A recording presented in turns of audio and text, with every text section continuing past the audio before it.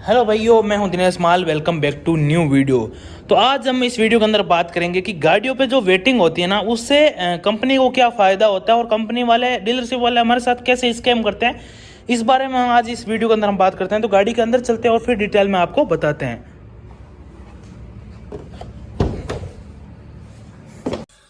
तो दोस्तों, आज हम इस वीडियो के अंदर बात करेंगे कि गाड़ियों से वेटिंग को कंपनी को कैसे फ़ायदा होता है और डीलरशिप वाले हमारे साथ कैसे स्कैम करते हैं।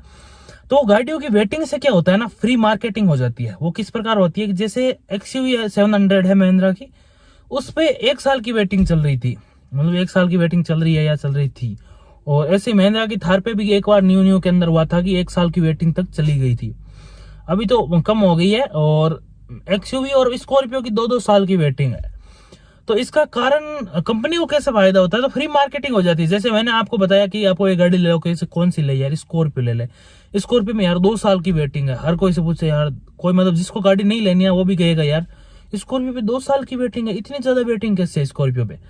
पर इससे कंपनी को फायदा होता है क्योंकि कंपनी की मार्केटिंग बढ़ जाती है। सभी को पता है कि कोरोना के बाद में जो हमारी ये ऑटोमोबाइल कंपनी, ऑटोमोबाइल लाइन है, वो थोड़ी स्लो चल रही थी। उसके अंदर थोड़ा सा ज्यादा डाउनग्रेड आया था क्योंकि लॉकडाउन के बाद में से 2 साल तक करीबन लॉकडाउन मतलब उसका असर रहा था और उस वजह से बहुत कम लोगों ने गाड़ियां ली थी क्योंकि गाड़ियों की जरूरत नहीं पड़ रही थी, क्योंकि बाहर जाने ही नहीं दे रहे थे कहीं। और मतलब सबको फाइनेंशियली दिक्कत हो गई थी लॉकडाउन की वजह से, कोरोना की वजह से।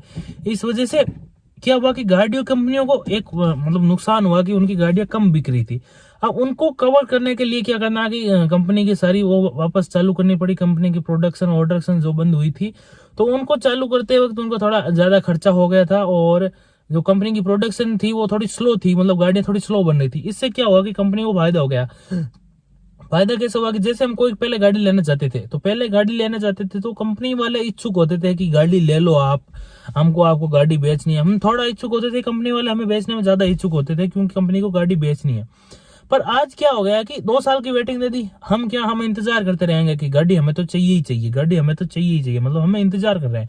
जो आज महिंद्रा की गाड़ी है तो उसके अंदर स्कॉर्पियो और एक्सयूवी के अंदर साल, 1.5 साल, 2-2 साल की वेटिंग है।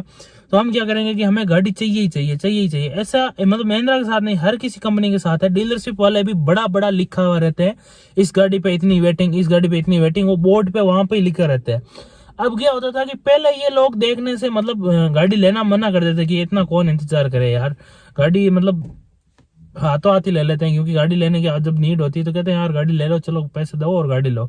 अब क्या हो गया यानी कि डीलरशिप वाले हमारे साथ स्कैम करते हैं। स्कैम कैसे करते हैं कि डीलरशिप गाड़ी के नाम पर, जैसे कोई गाड़ी हमें 1 साल की वेटिंग है, तो वो कहेंगे कि इस पे तो 1 साल की वेटिंग है, अगर आपको ये गाड़ी लेनी है ना तो आप या तो हमें ज्यादा पैसे दे दो या प्रीमियम दे दो, या आपको कलर ऑप्शन बेस्ट नहीं मिलेगा। जो कलर ऑप्शन मतलब कई कलर होते हैं कंपनी के ऐसे जो कम बिकते हैं, डीलरशिप के पास आ जाते हैं पर वो बिकते नहीं है। वो कलर हमें चिपकाने की कोशिश करेंगे कि ये कलर लो, आपका मन चॉइस वाला कलर आपको नहीं मिलेगा। या फिर कहेंगे आप एसेसरीज ले लो हमसे भारी भरकम, 1-1.5-2 लाख की एसेसरीज ले लो आप, 50,000 1-1.5-2 लाख की, जितनी आपकी मतलब जो डीलरशिप कमीशन रखना चाहता है उसने हिसाब से। क्योंकि एसेसरीज एक ऐसी चीज है जो डीलरशिप के अंदर अच्छा खासा कमीशन छोड़ के चली जाती है, क्योंकि वो बाहर से कम पैसों में खरीदते हैं और वहां पे लगाते हैं, तो वो अच्छा खासा पैसा वहां से अर्न कर लेते हैं डीलरशिप वाले। तो वो क्या करते हैं, या तो आपको एसेसरीज के अंदर फोर्स करेंगे, या जो कहेंगे कि गाड़ी नहीं मिल रही तो आप क्या करो, गाड़ी का कुछ प्रीमियम अमाउंट दे दो, मतलब जैसे गाड़ी का कुछ ज्यादा पैसा दो हमें, तो उस हिसाब से मतलब डिस्काउंट तो छोड़ो, ऊपर पैसे लेने लग गए हैं। इस प्रकार की कंडीशन आके मतलब डीलरशिप वाले स्कैम करते हैं। अब स्कैम कैसे करते हैं, अब मैं आपको बताऊंगा इस स्कैम से बचें कैसे। बचें इस प्रकार की, अगर आपको कहीं पे कभी गाड़ी लेनी हो ना कभी भी, तो एक डीलरशिप पे ट्राई मत करो। जैसे कि मैंने जब टाटा नेक्सॉन ली थी ना, तो मैंने पहले एक डीलरशिप पे पूछा था, उसने बोला कि आपको 6 महीने की वेटिंग करनी पड़ेगी और 6 महीने की वेटिंग के बाद हम गाड़ी देंगे आपको, डिस्काउंट भी कुछ नहीं दिया था। फिर मैं दूसरी डीलरशिप में उसने कहा कि गाड़ी भी मेरे पास रेडी पड़ी, आप जो बोलो वो नेक्सॉन का वेरिएंट में आपको 2-3 वेरिएंट उसने बताए थे जो मेरे पास खड़े हैं, और जो आप बोलोगे उसको मैं आपको 1 मंथ के अंदर अंदर आपको दिला दूंगा। तो मैंने कहा चलो दिला देना। मेरा पहले XE लेने का मन था, मॉडल जो इसका आता है XE वेरिएंट। फिर मैंने थोड़ा सा दिमाग लगाया कि इसके अंदर XM, जब मेरा ये XM है, मैंने कहा इसके अंदर थोड़ा सा ज्यादा डिस्काउंट मिल जाएगा ना, तो हम XM ले लेंगे कि बाहर से हमें कुछ काम नहीं करवाना पड़ेगा, लेकिन म्यूजिक सिस्टम इसके अंदर सारे आ जाएंगे। तो फिर मैंने एक्सएम लिया, तो उस एक्सएम लेने से भी मेरे को मतलब एक्सई के प्राइस में थोड़ा सा डिफरेंस आया और एक्सएम वेरिएंट मिल गया मेरे को, और वेटिंग भी नहीं मिली, हाथों हाथ ऑन द डील मिल गया था। क्योंकि मैंने जब भी पूछा फोन करके कि वहाँ आपके पास वेरिएंट है, उन्होंने कहा हाँ वेरिएंट है हमारे पास, ये आप ले लीजिए और आप हाथों हाथ ले जा सकते हैं। तो मैंने हाथों हाथ ही पूछा और मेरी जो फॉर्मेलिटीज थी वो मैंने कंप्लीट की और मैं जाके गाड़ी लेके आ गया। तो अब इसमें क्या है कि अब जैसे मैं दूसरे वो पहले वाला डीलरशिप में गया ना, तो वो तो मेरे साथ स्कैम कर रहा ना, उसने बोला 6 महीने की वेटिंग है, गाड़ी आपको मिलेगी नहीं। हाँ, उसने भी मेरे को फोर्स किया था, मतलब उसने मेरे को फोर्स किया था कि एक्सएम वेरिएंट तो उनके पास अवेलेबल नहीं था, एक्सई वेरिएंट उनके पास अवेलेबल नहीं था, एक्सएम वेरिएंट उनके पास 4-5 खड़े थे। तो वो कह रहे थे ये गाड़ी ले लो, आपको ये वैल्यू फॉर मनी है, वो वैल्यू फॉर मनी नहीं है, ये लेनी जरूरी है, ये गाड़ी बिकती है सबसे ज्यादा, वो तो आती नहीं है, कोई खरीदता ही नहीं है उसको। तो इस प्रकार वो कुछ मतलब अपनी जो बातें थे वो बना रहे थे कि जिस वजह से कि मैं एक्सएम वेरिएंट ले लूं, एक्सई ना लेके।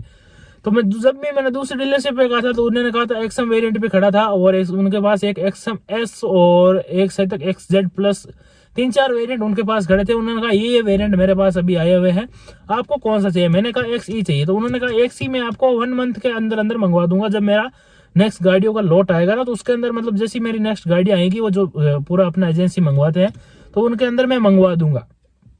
मैंने कहा ठीक है मंगवा दो। फिर मैंने उनको प्राइस पूछा कि उसका प्राइस कितना है, तो उन्होंने उसका कुछ समथिंग प्राइस बताया था, और इसका प्राइस जो मैंने बताया था, जो मैंने पहले इस डीलरशिप से पूछा ना, उससे 50,000 रुपए मतलब कम था उनका प्राइस एक्सएम वेरिएंट के अंदर। मतलब वो एक्सएम वेरिएंट 50,000 महंगा देते थे और ये एक्सएम वेरिएंट 50,000 सस्ता दे रहे थे।